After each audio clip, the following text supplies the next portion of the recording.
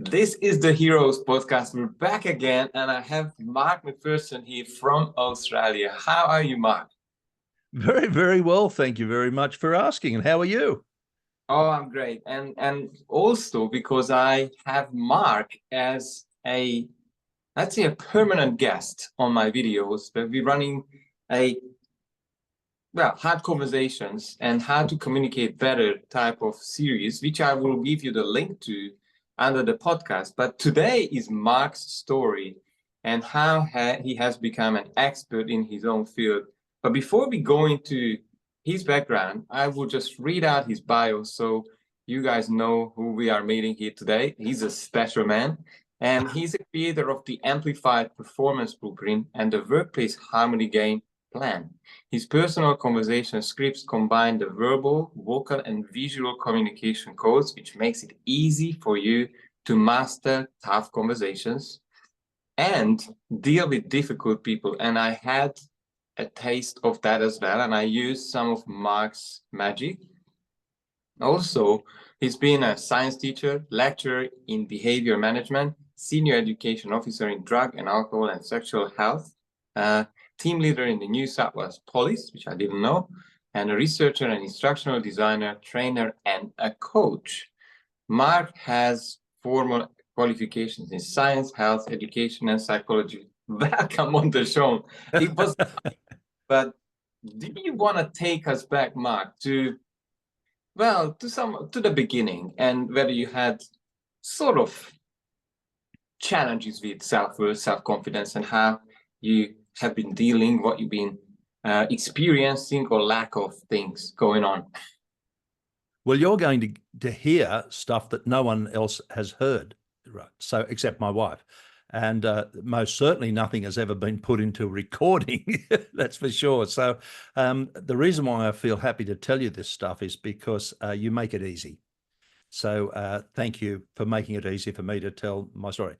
Look, my stuff isn't earth-shattering, but I think it's common. Not exactly what happened, but it's common, I think. I spoke to an awful lot of people I went to university with in the 70s, and they all said, oh, I was lost. I didn't have a clue what I was doing. Oh, I remember I went out with this woman or this guy or whatever. What an idiot I was. So my story, I guess, starts way back when I was 10, and I was in the shadow of my older brother. And when I was 14 and he was 19, he actually died of lung cancer. And boy, I know this was, and then I went through this strange thing. I was in a very religious household, and the talk was, well, he was such a wonderful fellow that God wanted him in heaven with him and all this sort of stuff. And I found this all very confusing. I even thought at one stage it was my fault. I didn't like my brother and we used to fight. And I thought, oh no, I'm the cause of all this. My parents, who have sadly passed away now, did their best.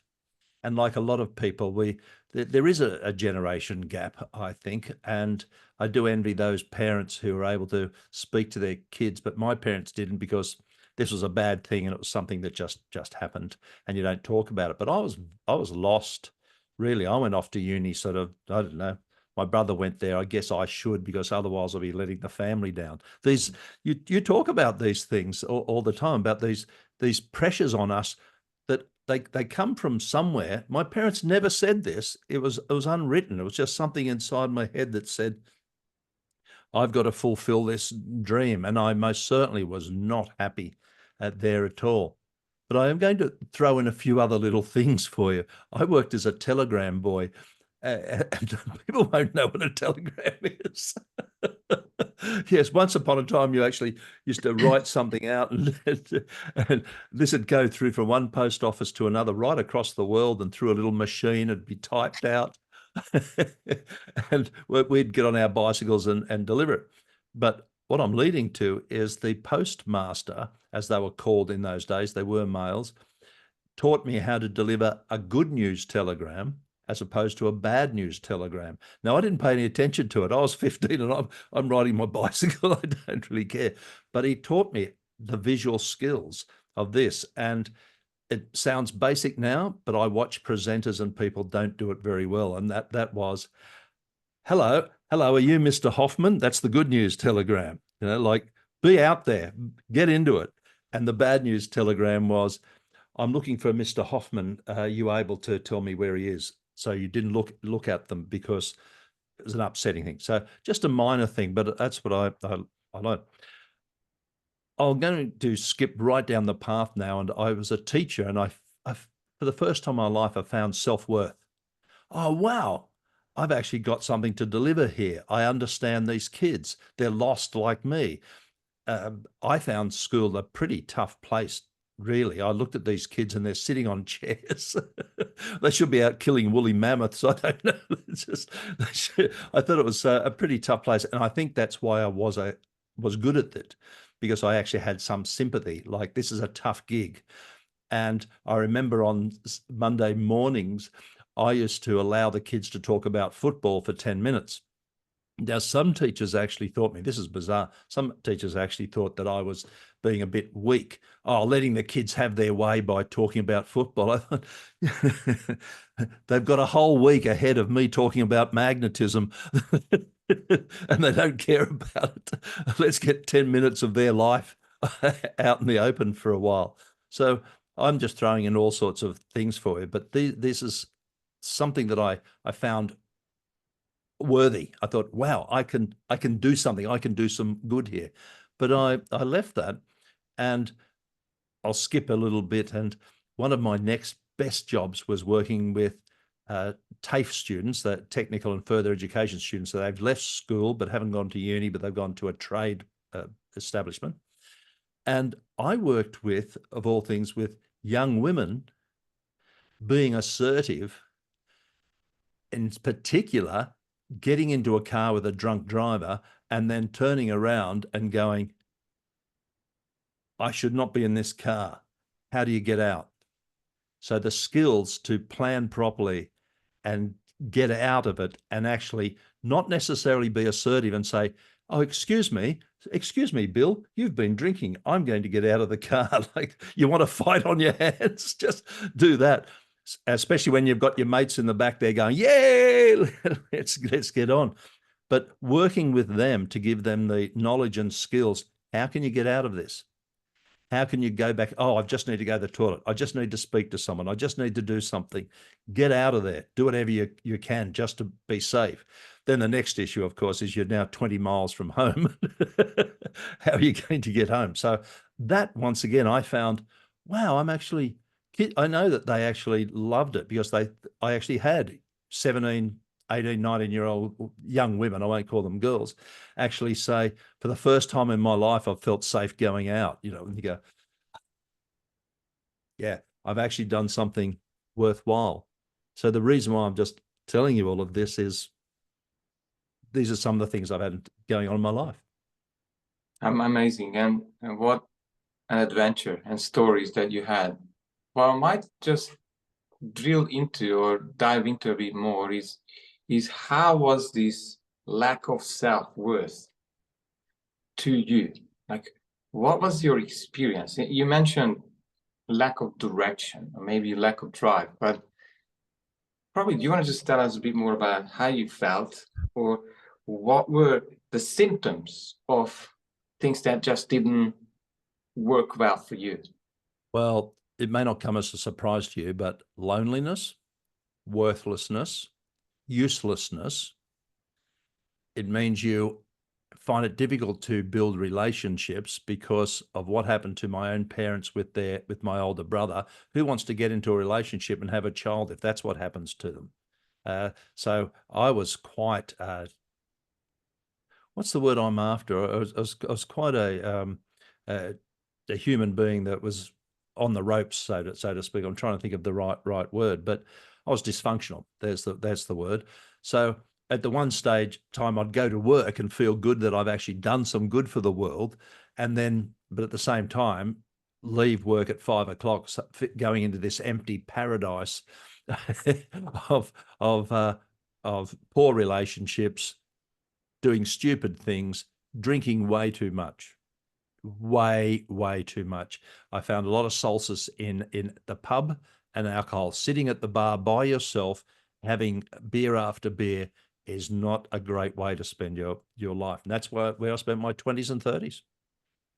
Wow. So you said 20s and 30s, looking Uh, for something more, or looking for your probably lost self-worth. And easy. what would And go on. I was just wondering, like this is bad, and I could not grab, or I wasn't aware of how long it took for you to come out of. I'm not saying self-sabotage, but probably living out the programming, or due to the Mm. circumstances that you had been through.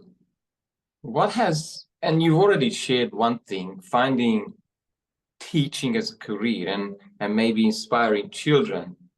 What else would you say have helped you to shift from, wow, this loneliness, worthlessness, drinking reality to the new version of you? I don't know if you've asked a great question, and I wish I had this flashy answer that one day I saw the light. I really don't know. I really, really don't know. I'm very tempted to say meeting the woman I've now spent 30 years with. And it just happened to be a month ago, 30 years, we realized it sort of slipped away very, very quickly because they were 30 great years. I don't know. I had failed relationship. I walked away from an apartment and a house. I walked away from a healthy bank account. Just no anger, just saying, this is not for me. I just can't do this. And dare I say something that's a bit corny, sometimes you just meet the right person at the right time. It can be a male, female, it can be a romantic partner, or just a mate. But I met this woman who, oh, actually, I'm going to go back a year before I met that woman. I was in a bad way. I had no money. My bank accounts had been wiped out. I had no money, no house. And I went to someone I had worked with years ago who was my boss. It's very strange. I should forget this. And I said, can I stay somewhere tonight? Now, he has the funny story about how I stayed for 2 years. There's this bloke rolled up on my doorstep called Mark McPherson, and he said, can I stay the night? Because I've got nowhere to stay. And he said, 2 years later, you were still there. But now here's the kindness of people. He's quite an eccentric fellow, and he won't mind me saying that. But he'll never listen to this anyway. But I said to him one day, look, I do have a job, so can I put in some money for electricity? It was him and his wife and 2 children. And he said to me, I'll never forget it. This is the way he acts. He said, mate, I have that light on whether you're here or not. Don't insult me by giving me money. Now, I think that was generous, but that's just the way he operated. Why would I give him money when I'm already going to cook a dinner and you're just having some of it? So I'll never forget that kindness, although I almost did. So he's remained a friend to this day, although he doesn't live in this state. So maybe that was it. You've asked questions which I've never had to answer before. What happened? Maybe that was it. I thought, someone is showing positive, unconditional regard to me. Someone who just says, sure, I've got a spare room. Sure. Don't make too much noise after 10 p.m. because it wakes up my kids. That was about the only rule. Maybe that was it. And it was at that time that I also met my present partner. And I think maybe those things just came together.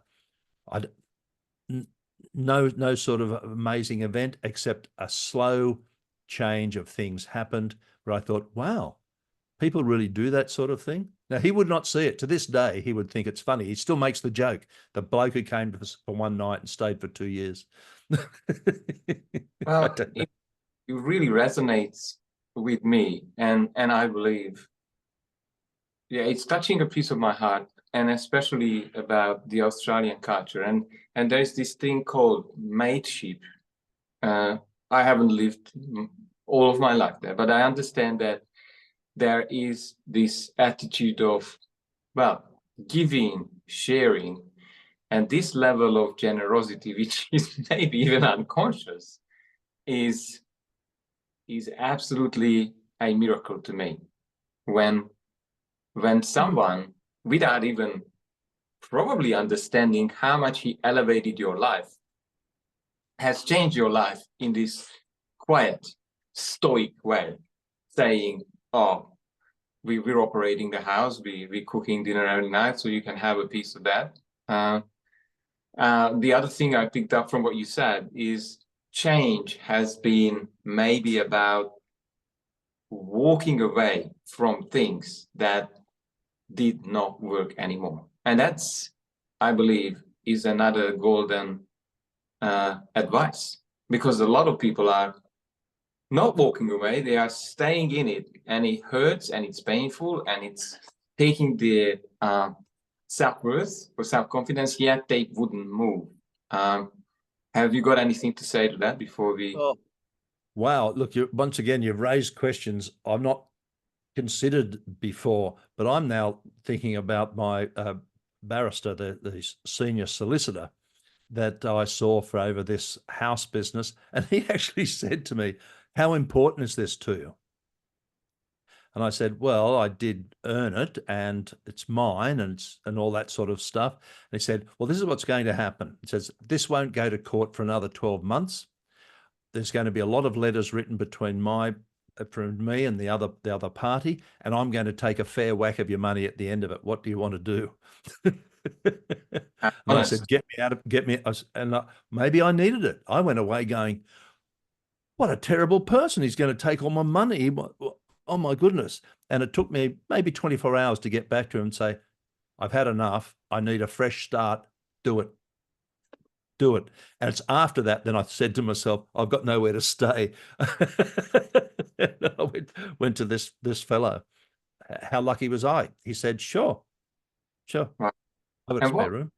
What has exactly happened? I understand you've lost your house in some way that went into, I don't know, did you lose the loan or you were not able to pay? No. I was in a relationship and things didn't work out. I'm not going to sit here and say nasty things. This was now 32 years ago. It didn't work out. I think the other person, of course, everyone's got their own story. My story is they were unfair, mean, and whatever. And the easiest thing for me to do in the long run was to say, you can have that unit, that apartment, you can have that house, which it's an investment property. My account, they had access to my account. They took money out of my account and took it all out about 1 minute past midnight. That was before. It always took a week to get the hospital to update your new account details. Just got taken out. And I felt, look, don't worry. I felt bitter and angry. And what's interesting now, I'm not angry. I'm talking to you like it's something that happened. But I can assure you for 10 years, I was, you bastard, that, and you feel like that. And it'll destroy your life.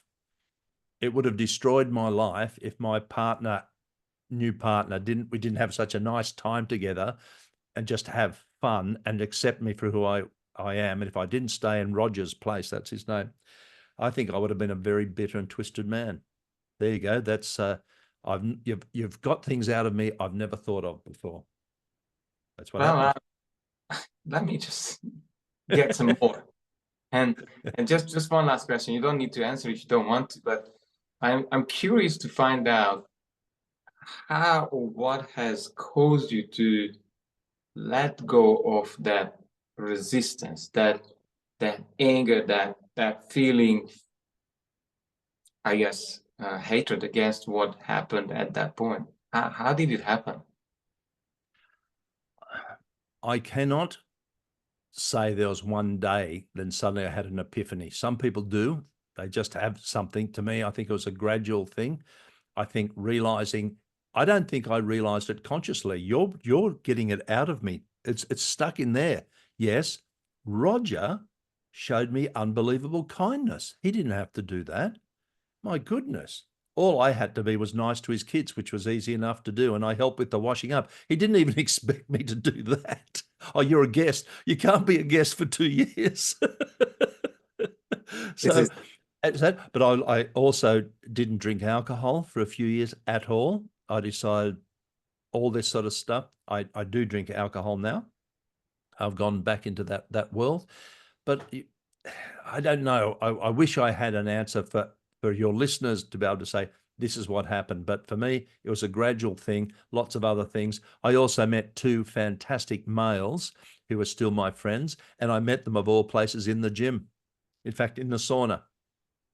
Just there's a stereotype. I met some guys in the sauna who are still my friends. but it happens. I don't know. It happens on the train. It happens at the beach. It happens at work. It happens in the pub. I don't know. Things just happen. I just happened to meet these two guys who are just lovely, lovely, caring, lovely people. So I had a place to stay in Roger's place. I had a woman who I then met towards that end 2 years. I met these other guys, and they were clean living, but not religious about it, so to speak. And yeah, we went to the gym. We played a bit of squash. We went out eating. It was great. Once I sort of got a bit of money together, I was able to go out and eat. We just had a lovely time. Men talking to each other about all of their bits that are covered by pants and what's going on and all those things that I thought you couldn't do once. I didn't do those when I was at uni. We were way too manly for that sort of thing. This is powerful. And actually, someone has reached out to me recently who said he has lost one or two friends, male friends in his 40s. Not lost, they just went off to they don't meet him anymore. So he was reaching out to me to be in my vicinity, my circles, to show up once a week for half an hour. He's very helpful, by the way, and to keep him company. And I can understand how, let's say, nurturing it can be, how soothing for the soul to have someone to share your life with. And I'm not saying men are not sharing their lives with the women, but it will always be a different relationship, and more so maybe even a bit of mentoring and taking care of each other's souls, where it's not too competitive. Unfortunately, I think earlier times in the teenagers and 20s, it's so competitive. Sometimes males are still in this very blood driven and proving themselves type of, they have this energy, and I think it's a lot harder to deal with that than later on, when they have more wisdom to share. They're more grounded, would you say? Oh, look, you've raised so many important points. Here I am in 2024, and I'm going to tell you about the next male that I met at the local cafe. So much so that people joke about Simon and me having an affair, because we're always, having a little coffee and a little giggle about something. And funny enough, his wife, and his wife live about 100 meters away, and his wife has got the same name as my wife. So that's just a bit of a coincidence. But yes, he has been through the mill regarding cancer and a number of other problems, just the normal thing that happens when you're 70, hip operations. And it is such a refreshing, it's so refreshing to be able to have a talk with a mate. We go off riding our bicycles together, and like we're children. Oh, wonder what's up this alley. Wonder what's up here. It's like I'm 15. It's refreshing. And my wife always likes to make a joke about something. I hope you find it amusing. That one time we went to Centennial Park, and he bought me an ice cream because I didn't have any money. And Linda keeps, we'll be out to dinner somewhere. Oh, Mark, tell him the time Simon bought you an ice cream, because I must have come home and said, Linda said, "Oh, how was your day?" I said, "It was fantastic. We went to Centennial Park, and Simon bought me an ice cream." And she said, "Oh, Simon bought you." So that's become a bit of a joke now. But I think 30 years ago, I wouldn't have handled that.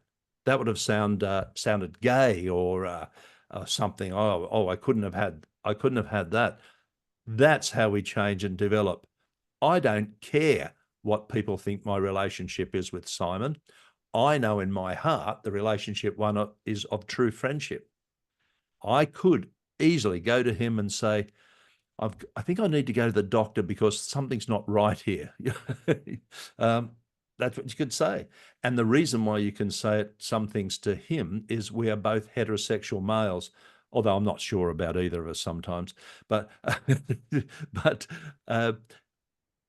you see the world a little bit in a similar way. I think there's a need for a gay man's support group, because they have particular ways of viewing the world and needs. And for Simon and I, there we go. We have this little thing going.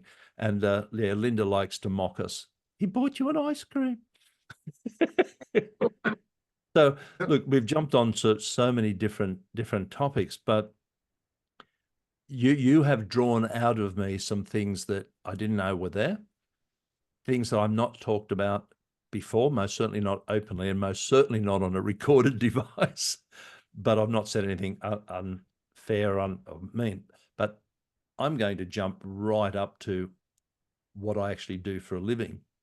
Yes, and I want to ask one you, day, serving- one day, someone said, Mark, you seem to be very good at these assertiveness training. You seem to be very good at, I was in a position as a manager and a manager of managers when I through health and hospitals.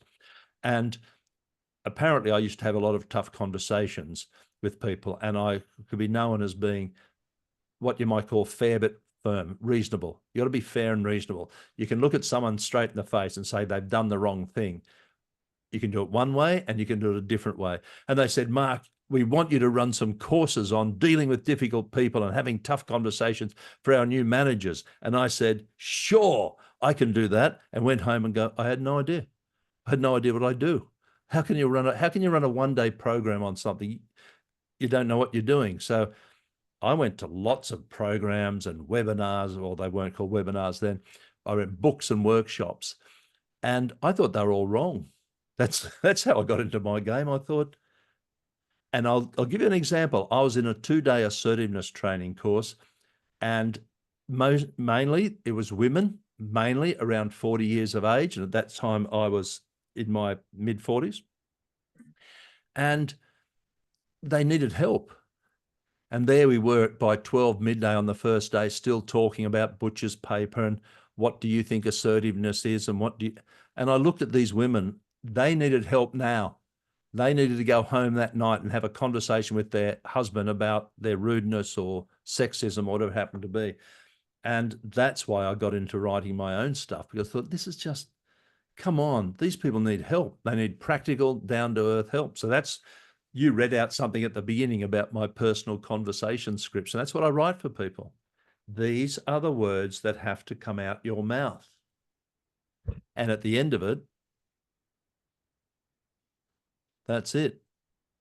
Not rudely, not aggressively. So that's how I got into that. And I'll leave you with one other thing.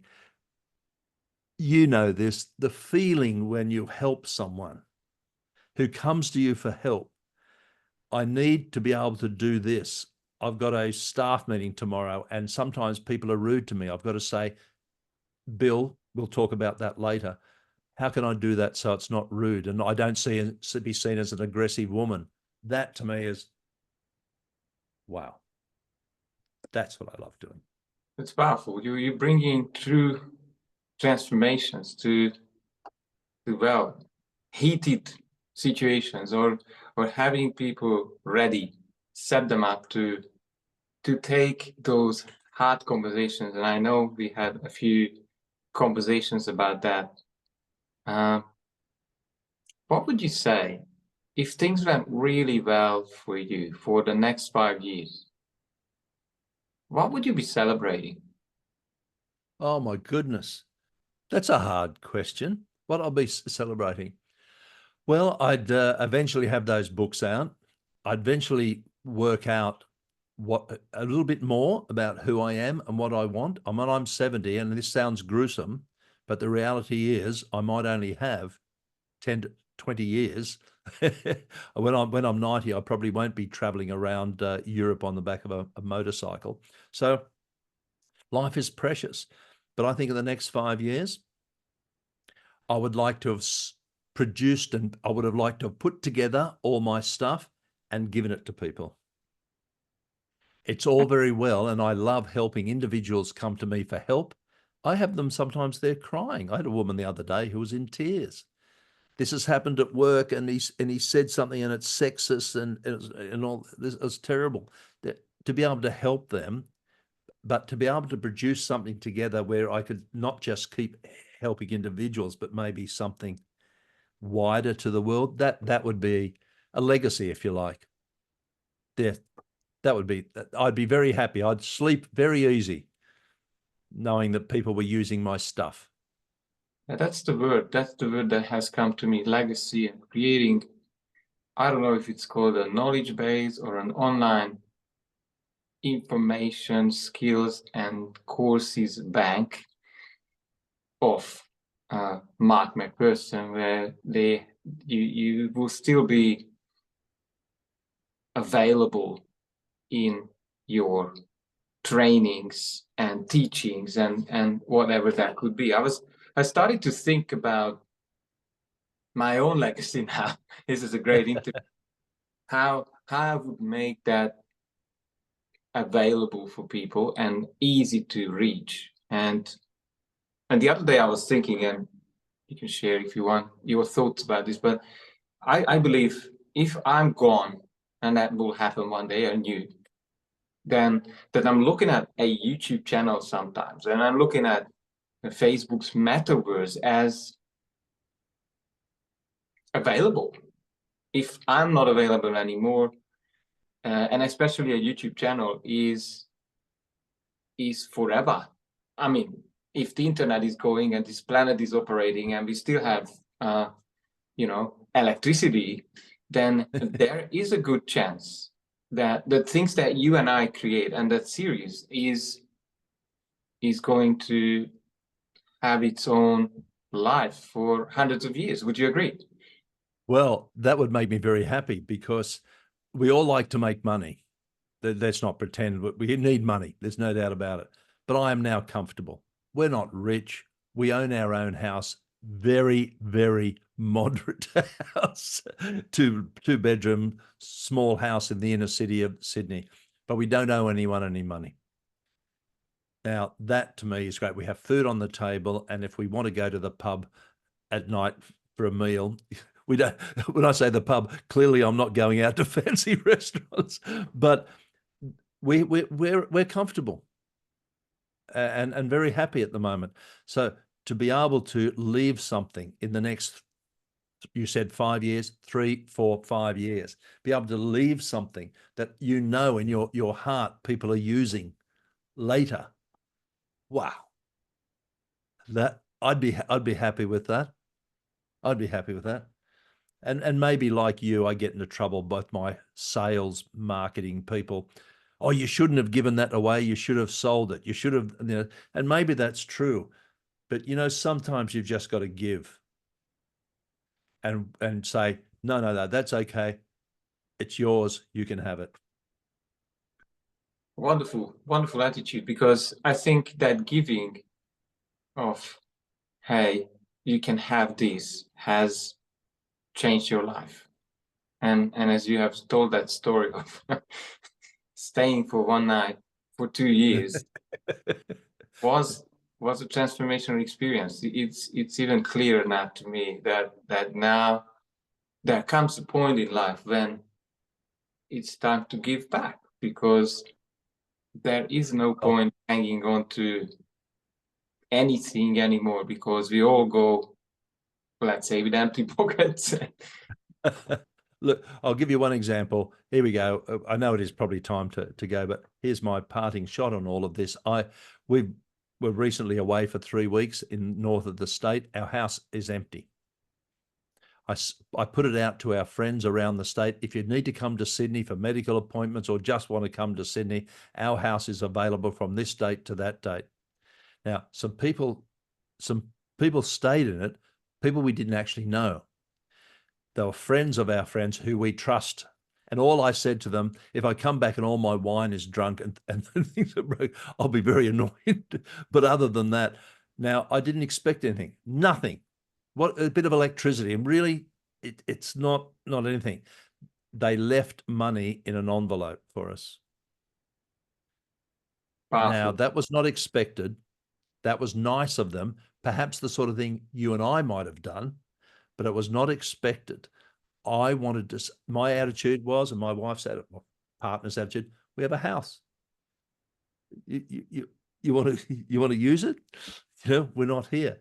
And that to me, I'm not big noting myself. I'm saying that to me is what it's all about.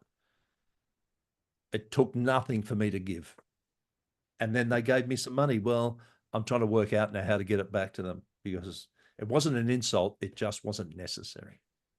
Yes, I hear you. But it's a wonderful. I was expecting to have a fridge full of food, but the story.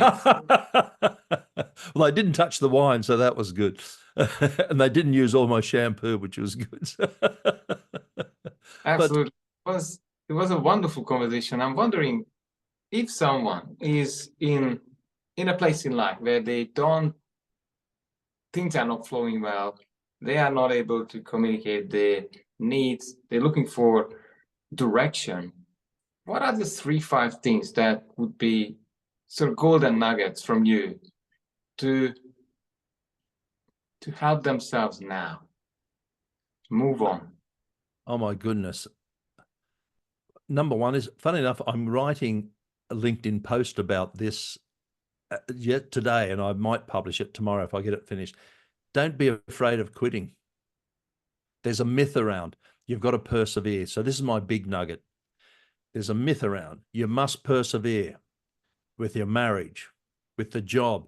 You said you wanted that cafe. Well, you've just got to work harder now. Persevere, push on regardless.